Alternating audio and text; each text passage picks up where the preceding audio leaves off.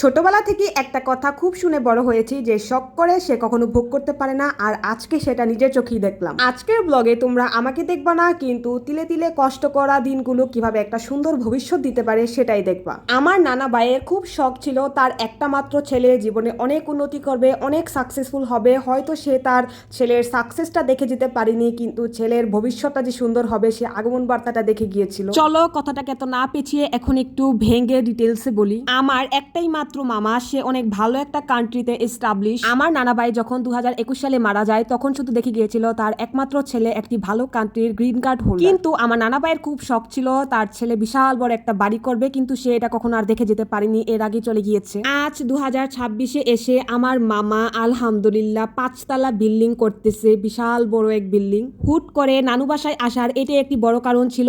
তাদের যেহেতু একটা মাত্র ভাই নিজের একটা বাড়ি করতেছে, এত বড় বাড়ি, আর সেটাই দেখার জন্য আমার মামার বায়না ছিল, আর বাড়িটাকে দেখার জন্য আমরা গিয়েছিলাম। বিল্ডিংটাকে দেখে আমি নিজেই অবাক, অনেক সুন্দর একটা এরিয়াতে বিল্ডিংটা গড়ে উঠতেছে, দোতলা পর্যন্ত হয়ে গেছে ছাদ দেওয়া। এখন দোতলায় কিন্তু আমার নানুরা মামারা থাকবে। আশেপাশের পরিবেশটা খুবই সুন্দর। আমার নানুমনির বায়না ছিল সে দোতলাতেই থাকবে, তাই সুন্দর করে দোতলাটা রেডি করা হচ্ছে। আর এটা হচ্ছে নিচতলাটা। অন্যান্য বিল্ডিং থেকে আমাদের নানুবাড়ির বিল্ডিংটা অনেক উঁচা। আমার মামার সাকসেসটা নিজ চোখে এবার দেখতে পেরে আমি অনেক প্রাউড। আজ তার নিজের এত বড় দালান কোঠা হচ্ছে, সে যে বিদেশ থেকেছে সেটার পুরো সাফল্যটাই এখানে যেন এলো। আমি বলবো এখানে আমার নানুমনির দুয়ায় আমার মামার সবচেয়ে বেশি বড় পাওয়া হিসেবে কাজ করেছে।